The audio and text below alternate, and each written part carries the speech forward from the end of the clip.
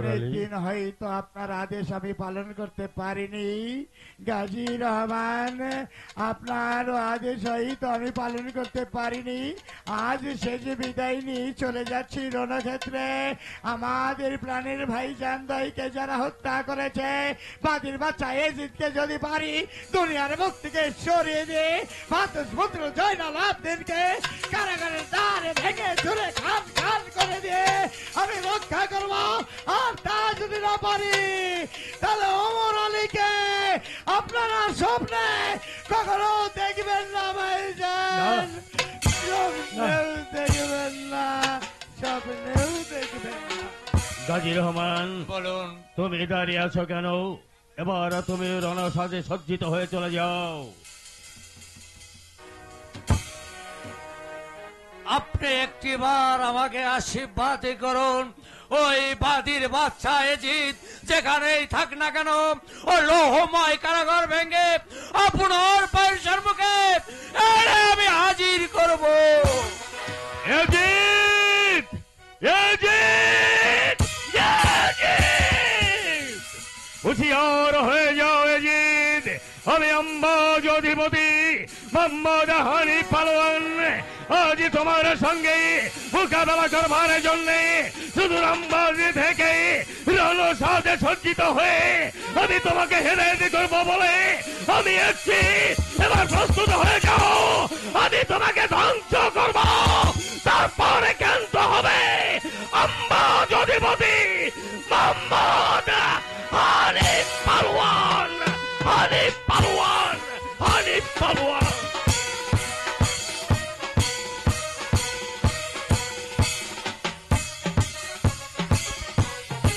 কোথায় কোথায় কোথায় মোহাম্মদ হানিফা? একবার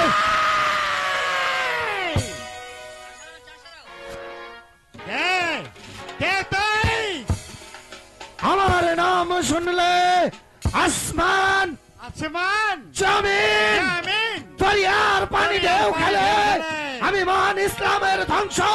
আমার নাম সীমা। এই সীমান, তাহলে তুই কি ফুলের নদী প্রান্তরে আমার ভাইজানকে হত্যা করেছিস? হ্যাঁ, আমি হত্যা করেছি। তারপরে আমি জানতে চাই তুই কে? আমি আম্বাজ অধিপতি অধিপতি মোহাম্মদ হানিফার ছোট ভাই ওমর আলী। ওমর আলী। হ্যাঁ, মোহাম্মদ হানিফা কোথায়? সে কৈফিয়ত তোর কাছে আমি দেব না জানোয়ার। তাহলে এবার তুই তোর জীবনটা দিয়ে দে।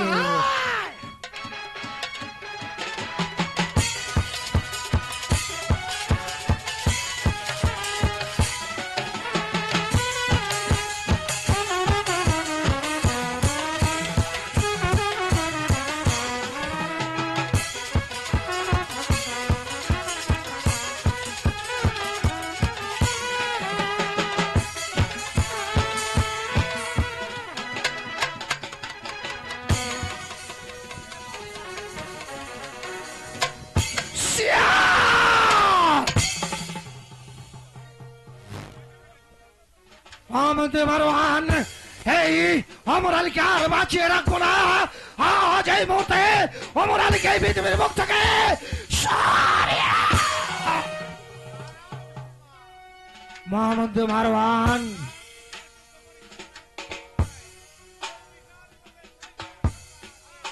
তাহলে নিয়ে চলুন। না, আমি যাব না।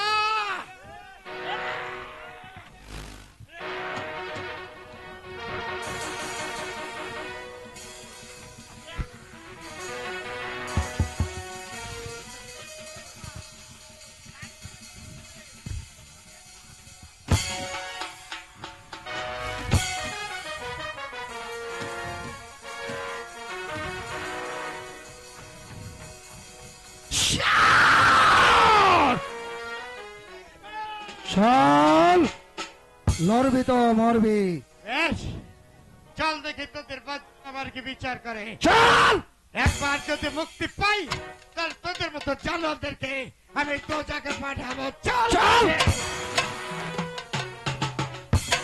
এবার আম্বাদ অধিপতি মোহাম্মদ হানি পালোয়ানের ছোট ভাই অমর আলীকে গ্রেপ্তার করেছি।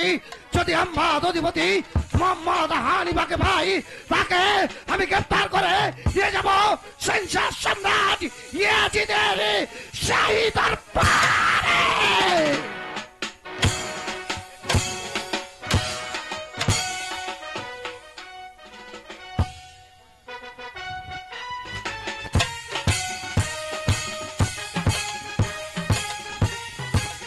অনেক পালোয়ান, আমি দেখতে চাই এই ধরা ধামে তুমি কত বড় বীর। তো নয়ন ভরে আমি তোমাকে দেখে নিতে চাই, তুমি কোথায়? জয় হোক জনাব। কি সংবাদ? যুদ্ধে আমরা জয় লাভ করেছি। কেমন করে যুদ্ধে জয় লাভ করলাম? আম্বাদ অধিপতি মোহাম্মদ হানিবার ছোট ভাই অমর আলীকে আমি গ্রেপ্তার করেছি জনাব। ওই কোথায়? চল বিয়াকুব। মহামন্ত্রী মারওয়ান অমর আলীকে দরবারে হাজির করা হোক। চল বেয়াদব। চল চল সোয়ার চল বেটা।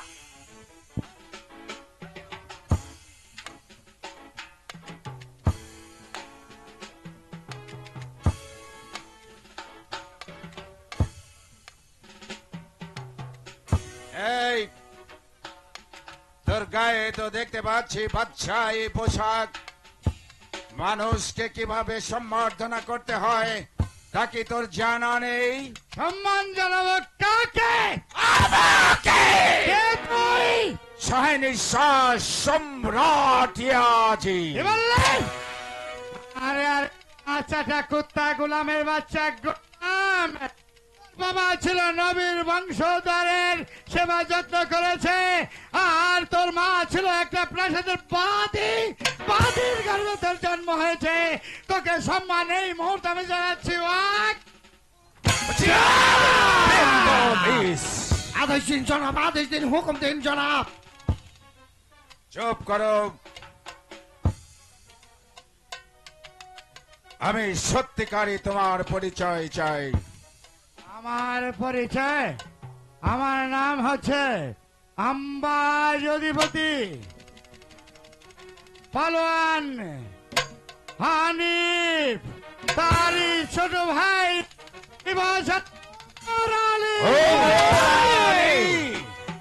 হানিফ পালোয়ানের ছোট ভাই। বিচার করুন জনাব, বিচার করুন। আপনি বিচারক, আপনি মক্কা মদিনা দামেস্কের বাদশাহ। আজ আপনি এমন বিচার করবেন যেই বিচার দেখে তাম মদিনাবাসী বলতে শুনে উঠে। সব বিয়াদব! শাহিনী শাহ সম্রাট ইয়াজিদের সম্মুখে দাঁড়িয়ে তুমি অপমান সূচক কথা বলেছ। এর জন্য তোমার শাস্তি মৃত্যুদণ্ড। আমার শাস্তি মৃত্যুদণ্ড? কে দেবে আমায় মৃত্যুদণ্ড? আমি।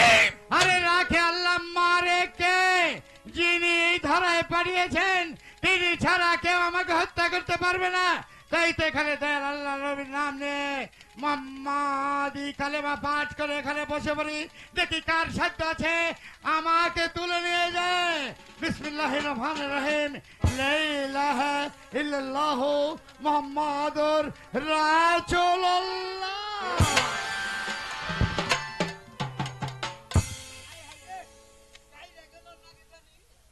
বিয়াদবি করেছে, আমারই দরবার কক্ষে আমারই সম্মুখে আমাকে অপমান সুযোগ কথা বলেছে। তাই তোকে শুলে চড়িয়ে ওর মৃত্যুদণ্ড কার্যকর করা হোক। কাবিল খা, বিলম্ব করো না। ওমর আলীকে শীঘ্র করে খান থেকে তোলো।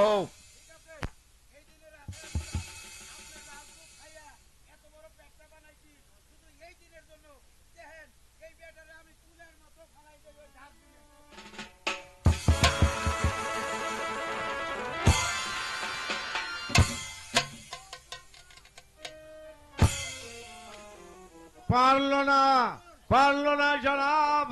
কাবিল খা ওকে শুলে চড়িয়ে চলো হারামজাদা। মন্ত্রী মারওয়ান, বলুন জনাব। সারাটা জীবন আপনি যুক্তি দিয়ে বুদ্ধি দিয়ে আমাকে রাজকার্য পরিচালনা করতে সহযোগিতা করেছেন।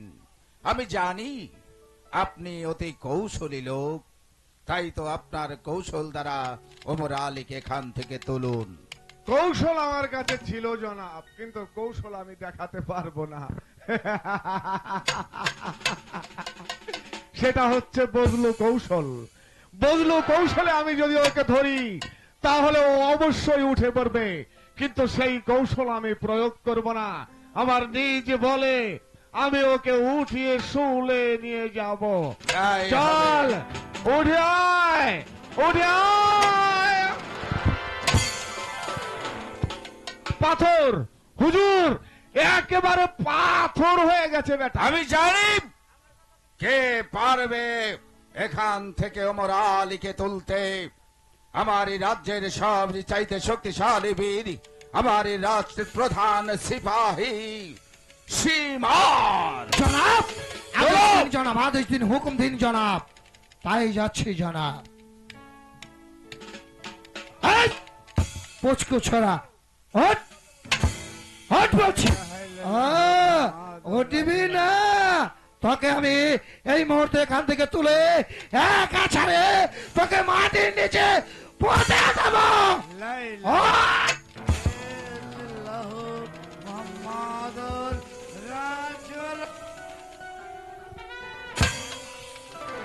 জনাব, পাথর জনাব, জাদুকর জনাব, জাদুকর, মস্ত বড় জাদুকর। বিরাট জাদুকর। মন্ত্রী মারওয়ান, বলুন জনাব। একটা বুদ্ধি বের করুন, কোন উপায়ে ওমর আলীকে খান থেকে তোলা যায়। একটা বুদ্ধি আছে জনাব। কি? আমরা সবাই মিলে যদি চেষ্টা করি তাহলে এই বেটাকে উঠানো যেতে পারে। ঠিক বলেছেন, আপনি ঠিক বলেছেন। তাহলে আর বিলম্ব নয়, কাবিল খা, মন্ত্রী মারওয়ান, জনাব, জনাব, সীমার বলুন জনাব। প্রস্তুত হয়ে নাও। চার শক্তি একত্রিত হয়ে এখান থেকে ওমর আলীকে তুলে শুলে চড়িয়ে আর মৃত্যুদণ্ড কার্যকর করব। ঠিক আছে, ঠিক আছে জনাব, তাই চলুন।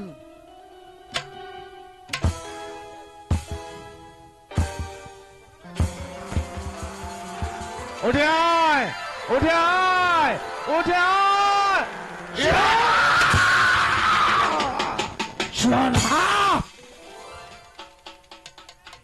এই বেটা, কেউ কি নেই আমার এই রাজ্যে এমন কোন বীর পালোয়ান ওমর আলীকে খান থেকে তুলতে পারে?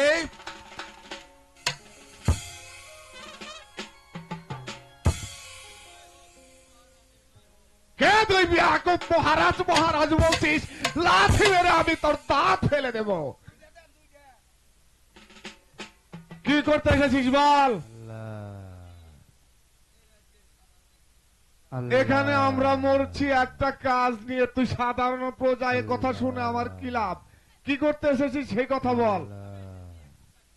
চাকরি, আমরা মরছি ওমর আলীকে শুলে নিয়ে যাওয়ার জন্য, বেটা এসেছে চাকরি দিতে।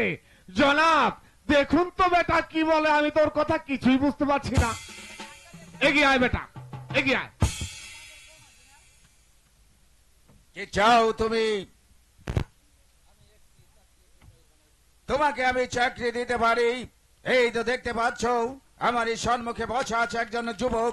এই যুবককে তুলে যদি তুমি শুলে চড়াতে পারো তাহলে তোমাকে আমার এই রাজ্যের সাধারণ সিপাহী পদে নিযুক্ত করব। এই বেটা, এই বেটা, এই বেটা, যদি না পারিস তাহলে তোকেও কিন্তু শুলে চড়িয়ে মারা হবে। তাহলে চেষ্টা করে দেখ, ও কিন্তু মস্ত বড় জাদুকর।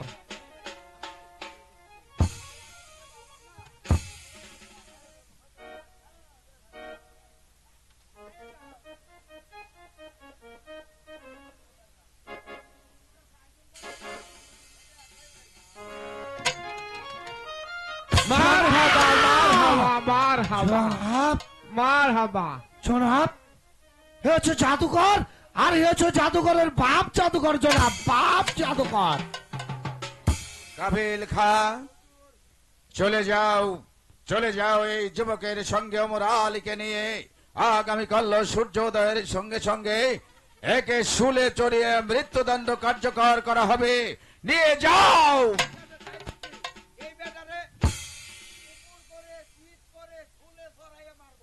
কাবিল খা, নিয়ে যাও। চললাম। এই মুহূর্তে সুরের হাত থেকে যদি একবার আমি রেহাই পাই, যদি একবার মুক্তি পাই, প্রথমত তোকে কবরে পাঠাবো, দ্বিতীয়ত তোদের সম্রাটকে আমি অগ্নিকুণ্ডে নিক্ষেপে করব। বেরিয়ে যায় এখান থেকে। তোকে ন্যাড়া করে শ্মশানে যেতে দেব না, প্যাকের মধ্যে গেড়ে ফেলে দেব। আর তোকে কি করবো জানিস? বেশ, চল, কোথায় আমাকে নিয়ে কাবিল খা। যাবি? নিয়ে যাও। এই নরসিংহটাকে নিয়ে যাও।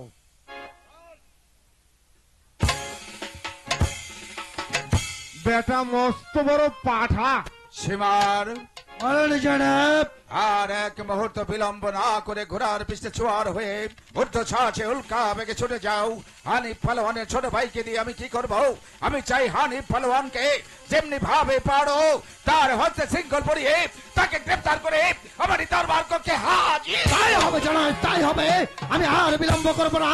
এই মুহূর্তে ঘোড়ার বিশ্বে সওয়ার হয়ে আমি চলে যাব সেই যুদ্ধের ময়দানে, মক্কা মদিনা দামেস্কের শহরে, যেখানে যে অবস্থায় আম্বাদ অধিপতি মোহাম্মদ হানিফাকে পাবো আমি গ্রেফতার করে আপনার সেই দরবারে হাজির করব জনাব।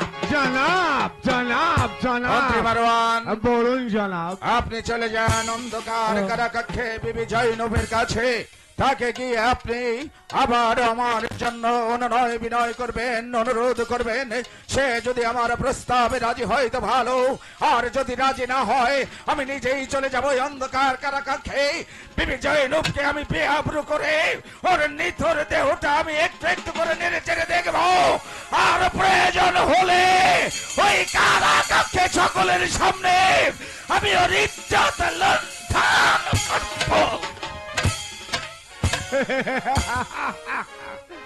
অনেক আগেই তো এই কাজটা পারতেন, কিন্তু আপনি তা করলেন না, কারণ আপনার পতন অবধারিত।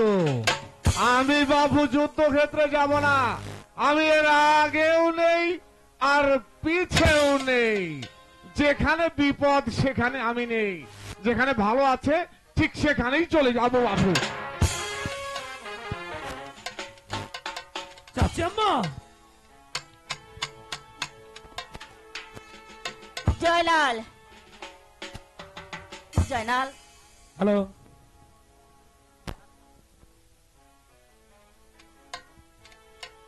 চাচিয়াম্মা, জয়নাল। আমি জান, আমার যে বড্ড ঘুম পাচ্ছে। ঠিক আছে, আমরা এখানে ঘুমিয়ে পড়ি।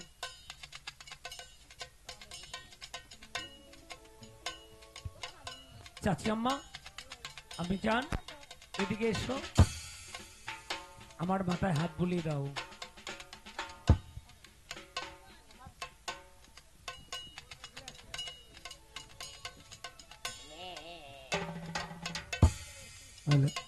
শোনো জয়নাল আবদিন, তুমি আর ঘুমিয়ে থেকো না, ঘুম থেকে জাগৃত হও।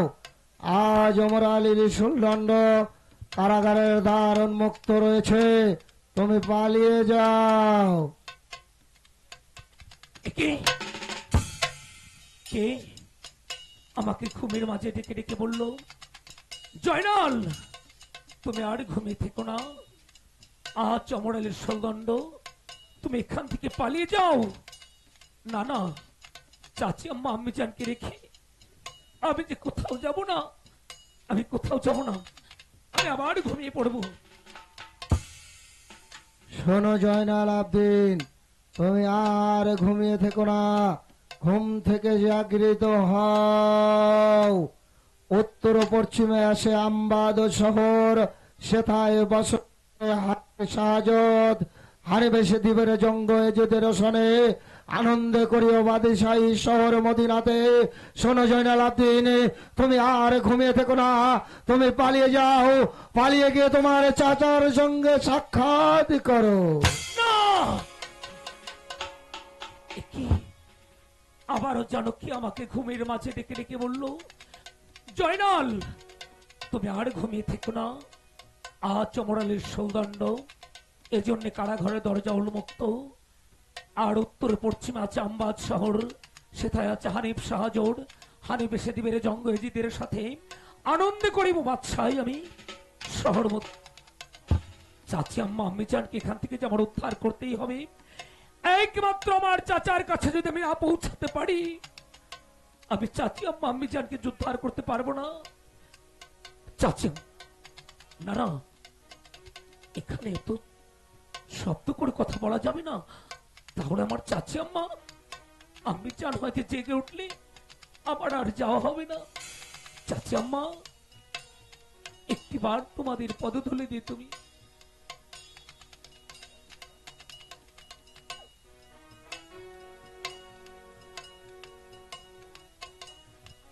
চাচি আম্মা আম্মি জান, জীবনে বেঁচে থাকলে তোমাদের সঙ্গে আবার দেখা হবে। আজ আমি চলে যাচ্ছি, বিদায় চাচি আম্মা, বিদায় আম্মি জান, বিদায়। আমার জন্য প্রাণে ভরে দোয়া করো, আমি যেন চাচা জানকে নিয়ে এসে এখান থেকে তোমাদের উদ্ধার করতে পারি। বিদায়।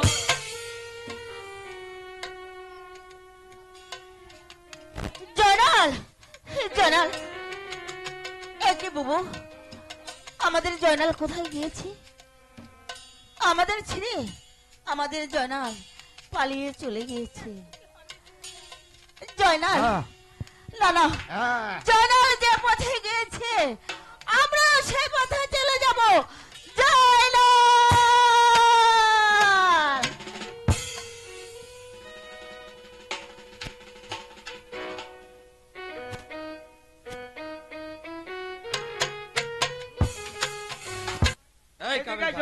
নতুন চাকরি নিয়েছে, আমি 25 বছর ধরে চাকরি করতেছি, 2 দিন ধরে চাকরি করতেছাও, আমার কথা মতো চলবে, বুঝছাও? সম্রাট কি সম্রাটের চাইতে আমি বড়। একটা কথা বলি, আমার তো এখন মৃত্যু হবে তাই না? তা তো অবশ্যই অবশ্যই। আচ্ছা, চুল দেখতে কেমন? ওটা তো আমিও চিনি না। ও চেনো না? এই কাবিল খা, হ্যাঁ ছেড়ে দে। এর বাবা, একদিন চাকরি নয় আর না কাবিল খা। আমি বলছি ছেড়ে দে। কারে ছেড়ে দেবো? ওকে। কেন? হ্যাঁ।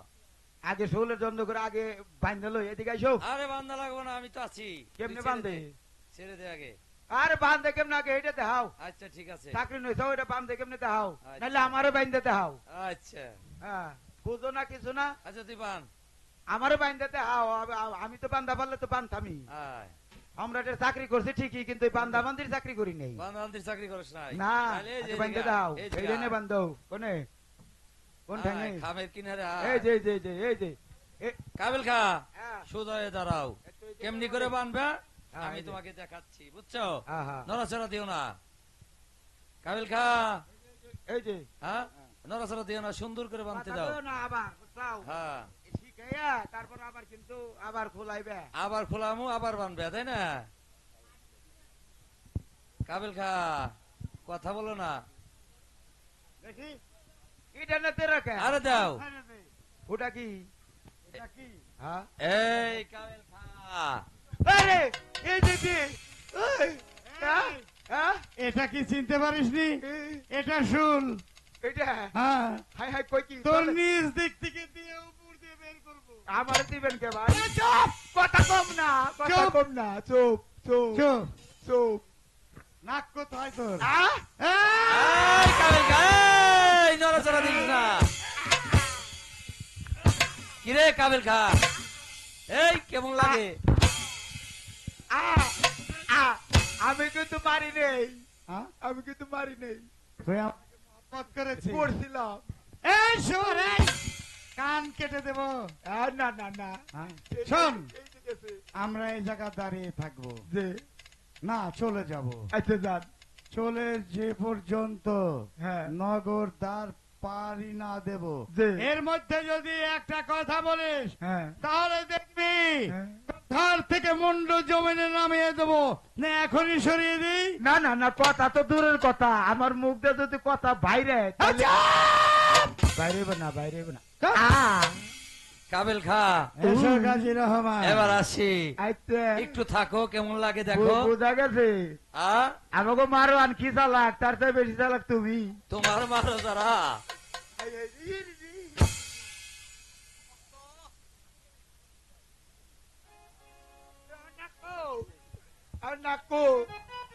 আমি কো ও হুজুর। সবাই ওমর আলী শুল দেখতে গেল, হুজুর। কিন্তু আমি তো গেলাম না। আমারে বাঁচাও। একবার গিয়ে দেখে আসি কাবিল খা কি করে। কোথায়? কাউকে তো দেখতে পাচ্ছি না। কোথায়?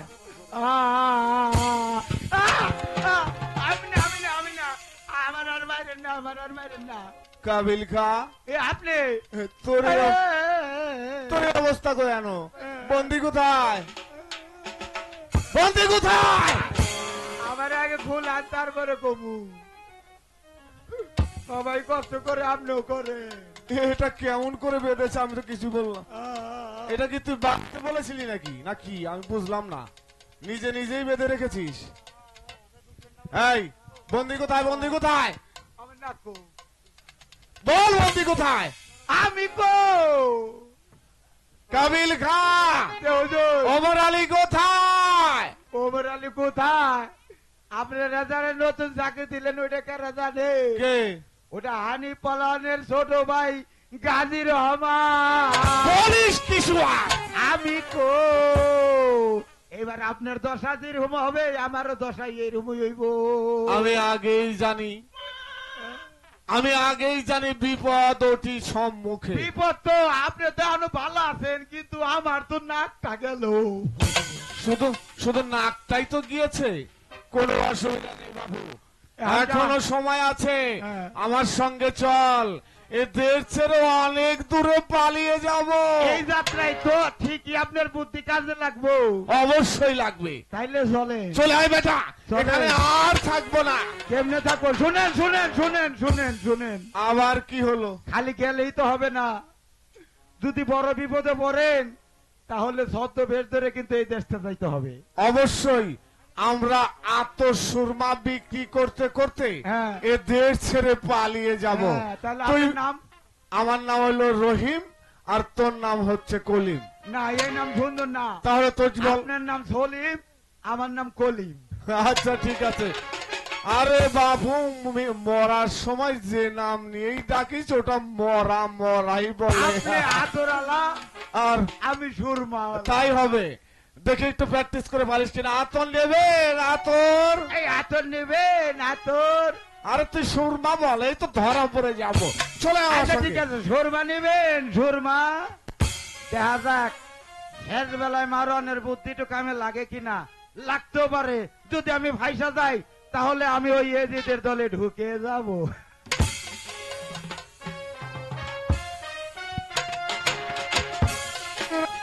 দুর্গম পথ অতিক্রম করে চলে এলাম, কিন্তু এখনো সেই পাপাত্মা পাপের রাজা বলিদানের পশু সীমারকে খুঁজে পেলাম না। তাকে যদি পাই ওকে বন্দি করে নিয়ে যাব আমি আমার ভাই জানের কাছে। অমর আলী, তুমি মনে করেছো পালিয়ে বাঁচতে পারবে? বাঁচতে পারবে না। এই মুহূর্তে তুমি মৃত্যুর জন্য প্রস্তুত হয় না। চমৎকার বেয়াদব!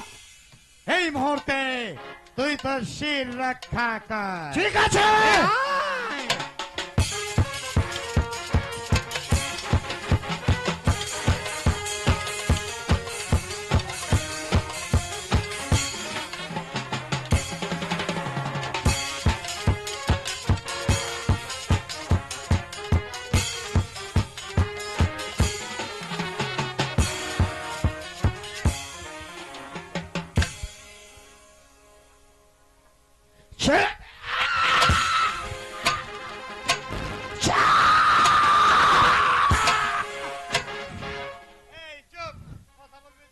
একেবারে পুরোপুরি করে দেবো।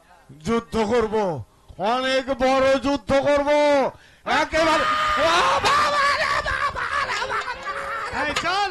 ছেড়ে দে বলছি, যদি একবার আমি মুক্ত পাই তাহলে জীবনে তোদের আমি বাঁচতে দেব না।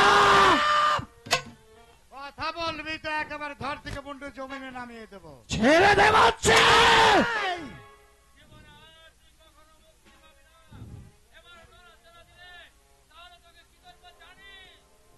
কোথায় নিয়ে যাবে? আমাদের সম্রাট আম্বাজুদ্বতী মোহাম্মদ হরিবর কাছে। ঠিক আছে, আমাকে নিয়ে চল, বেশ। আমি দেখবো আম্বাদ অধিপতি মোহাম্মদ হানিফাকে। বেশ, এই চল চল বলছি, চল চল বলছি। এই, হাতিয়ার সারা কেন? কেটে যাবে। ওহো, কেটে যাবে না? তাহলে ভালো মতো চল, নইলে কিন্তু ঢুকিয়ে দেবো। চল চল।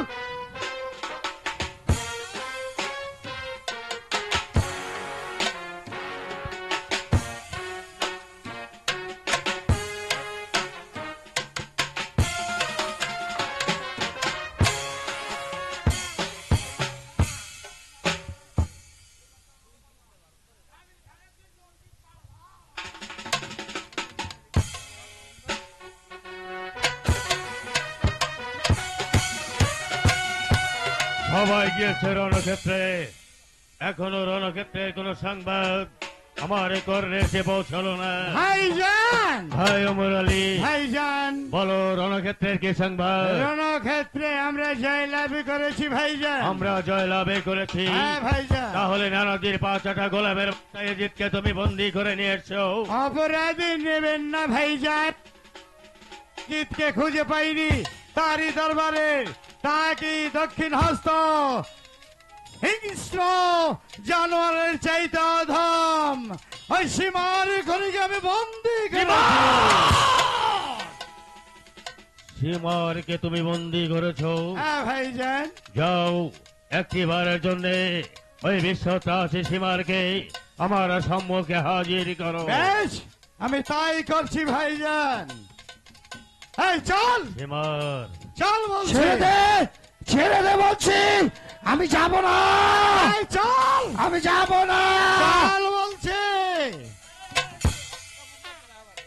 এই চল, চল বলছি, চল। চল, চল। এই!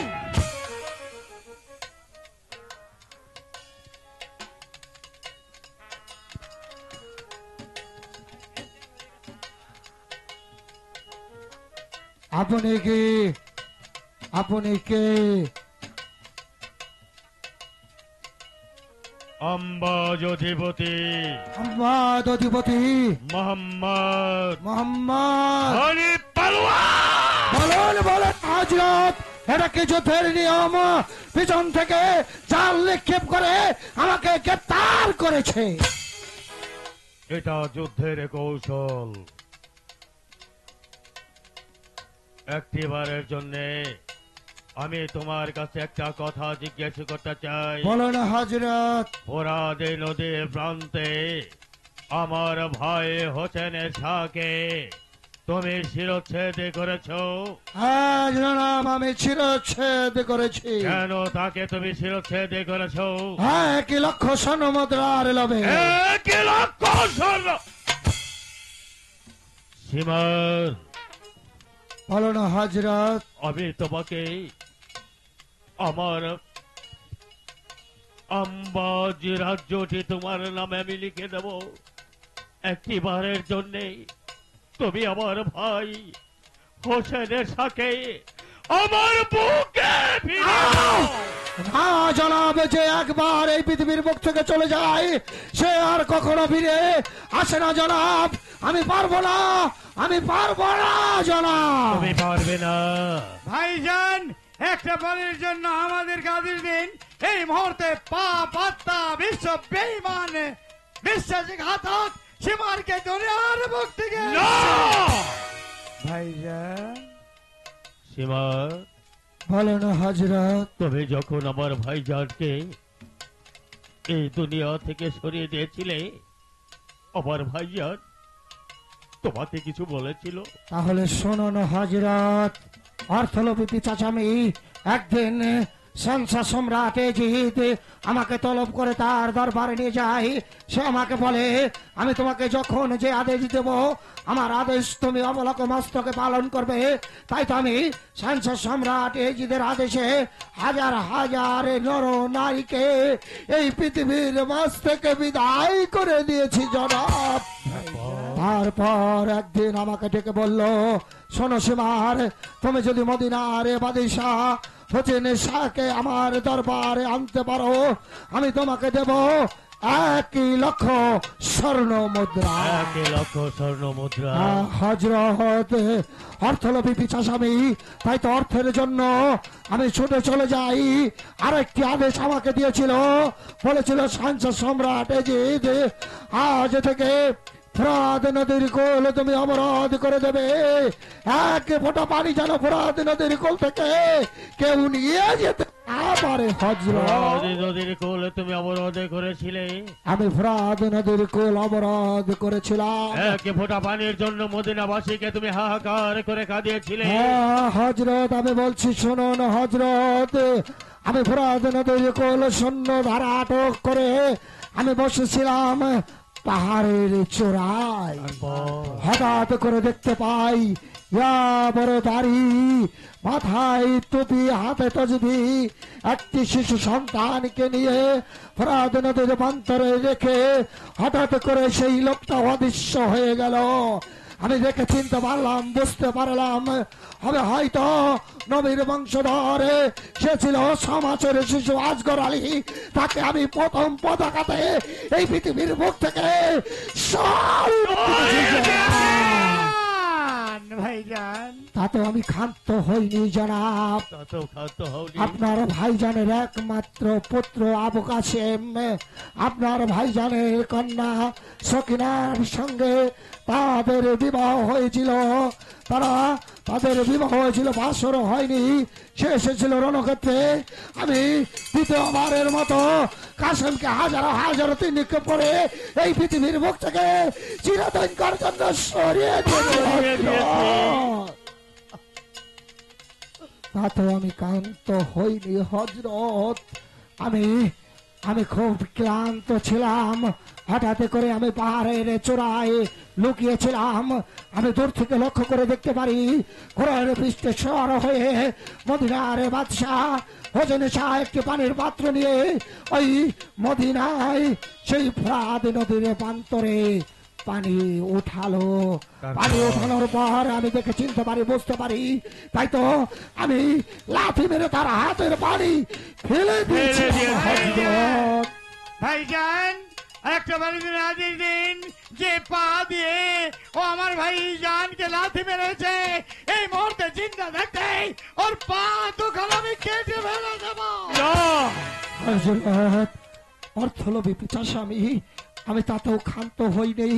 আমি হোসেন শাহকে বললাম, শুনুন হোসেন শাহ, আমার সঙ্গে চলুন। আপনাকে এদিকের শাহী মসজিদে ইমামতি করতে হবে। উনি আমাকে রাগের বশবর্তী হয়ে অনেকগুলো কথা বলেছিল। তাই তো আমি আমার রাগে আমার হিংসা হয়ে যায়। আমার প্রতিহিংসার আগুন বুকের মধ্যে ঝাউ ঝাউ করে চলে। তারপর আমি হোসেন শাহর সঙ্গে যুদ্ধ করি। যুদ্ধ করতে করতে হোসেন শাহ ক্লান্ত হয়ে যায়। আবার সেই ফোরাত নদীর প্রান্তরে গিয়ে দু হাতে রাজলায় পানি উঠায়। হঠাৎ করে মদিনার শাহী মসজিদ থেকে ভেসে আসে আজানের শব্দ।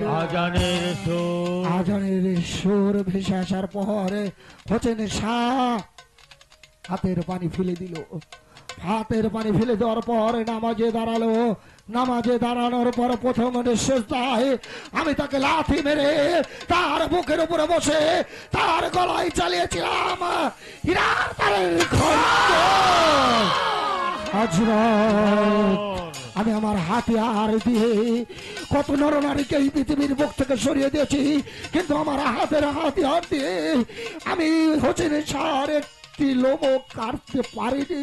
পারনি? হঠাৎ করে আমি আমার হাতের হাতিয়ার পাথরের উপরে ছুঁড়ে মারি, পাথর খেটে দু ভাগ হয়ে যায়। রক্তে মাংসে করা হোসেন সাহেব তার একটি লোমও কাটতে পারিনি। ভাইজান তারপর? আর সহ্য হচ্ছে না ভাইজান, আর সহ্য হচ্ছে না। এবার আপনি আমায় আদেশ দিন, গাজী রহমান তৈরি হয়ে নাও। এই মুহূর্তে জানোয়ারকে দুনিয়ার মুখ থেকে সরিয়ে দেব। হযরত, অর্থ লোভী পিশাচ আমি, অর্থের জন্য আমি সব কিছু করতে পারি। তাই তো আমি হোসেন শাহকে বললাম, ওগো হোসেন শাহ, আপনার কি মৃত্যু নেই? তখন হোসেন শাহ আমাকে বলল, কি বলেছিল? আমার মৃত্যু আছে। ছোটবেলায় আমি ধুলো মাটি দিয়ে খেলা করেছিলাম, আমার নানাজি আদর করে আমার কোলে তুলে নিয়ে আমার সমস্ত শরীর চুম্বন করেছিল। এর জন্য আমার সমস্ত শরীর পাথরে পরিণত হয়ে গেছিল। আমি তাহলে হোসেন শাহকে বললাম, ওগো হযরত, তাহলে কি আপনার মৃত্যু নেই?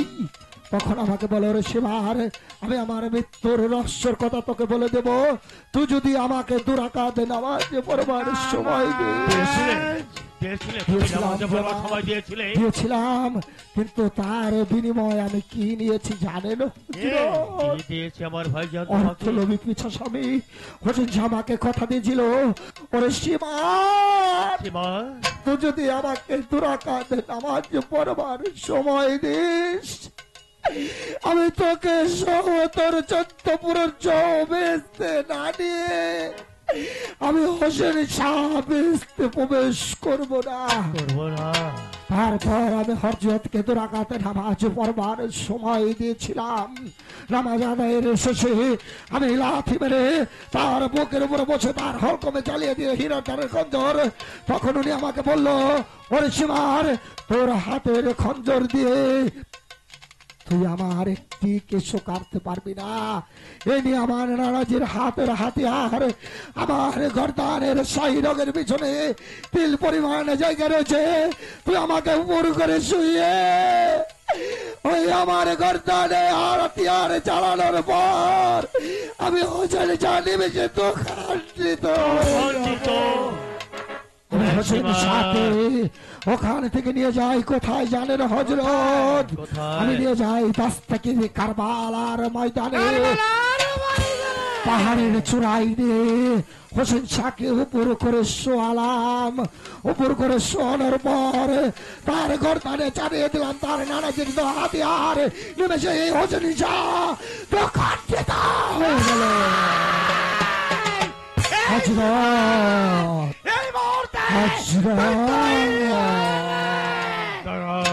হযরত, আমি হোসেন শাহর চিহ্ন ছিল আমার হাতে নিয়ে ঘোড়ার পৃষ্ঠে সওয়ার হয়ে আমি যখন ছুটে চললাম দুর্গ গতিতে, পিছন থেকে চেয়ে দেখি মুন্ডহীন হোসেন শাহর দেহটা আহত পাখির মতো ছটফট করছে। আকাশ, বাতাস, চাঁদ, সূরজ, দেহ, নক্ষত্র সবাই সেই দিন কি বলেছিল হযরত আপনি জানে? কি বলেছিল? আয় হোসেন, আয় হোসেন,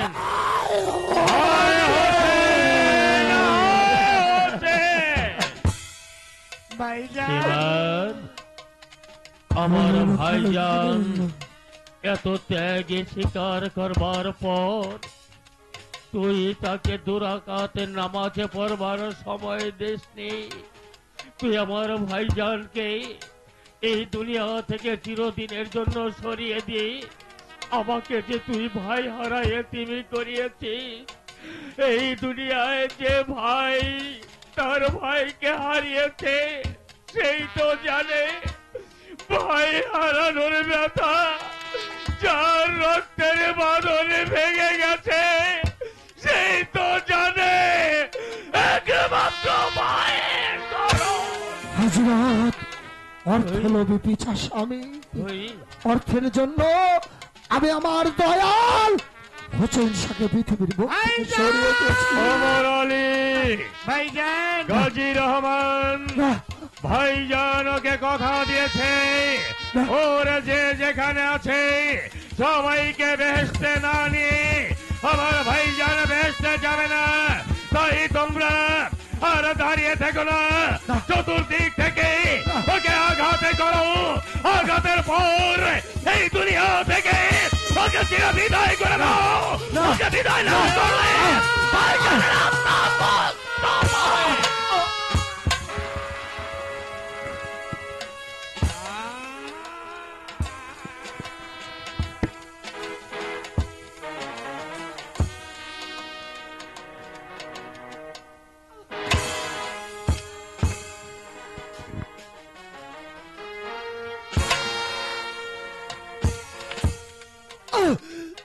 বড় জ্বালা, বড় যন্ত্রণা,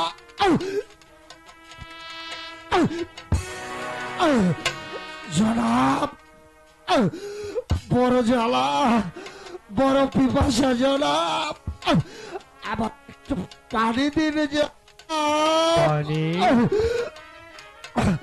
বড় জ্বালা, বড় ভাই ওমর আলী, যন্ত্রণা, ভাইজান সীমার তৃষ্ণায় কাতর হয়ে পড়েছে, যন্ত্রণা। ওর পানি পিপাসা। যাও ভাই, আর এখানে দাঁড়িয়ে থেকো না, এই মুহূর্তে পানি নিয়ে এসো। আমি সীমারকে আমার নিজে হাতে ওকে পানি তুলে দেব। ভাইজান, এই তুমি কোন আদেশ দিলে ভাইজান? এই মৃত্যু পানির জন্যই সীমার আমার ভাইজানকে হত্যা করেছে। তাই তো শত জ্বালা যন্ত্রণা সহ্য করেও মাটির ঘরে প্রবেশ করে যখন তোমাকে আমি প্রথম দেখতে পাই, তোমাকে ভাইজান আদেশ মানতে পারলাম না ভাই। এই মুহূর্তে আমার আর সহ্য হচ্ছে না। সীমারকে দুনিয়ার মুখ থেকে বেশ না! কেন তোমরা বুঝতে পারছো না? আলা কুল্লে শাইন কাদির, আল্লাহ সর্বে ঘটে বিরাজমান। কুল বিল মুমিনিন আরশি আল্লাহ তাআলা। মুমিন লোকের কলবের মধ্যেই হয় আল্লাহর আসন। লাকাদ খালাকনাল ইনসানে আহফি তাকবিম। সর্বোচ্চ উৎকৃষ্ট মানে দ্বারা এই মানবের জাতকে আল্লাহ পাক সৃষ্টি করেছে। আজ যদি আমি মানুষ হয়ে আমি সীমার হাতে পানি তুলে না দেই, তাহলে যে নানাজি ওই বেহেশত হতে আমাকে অভিশাপই করবে।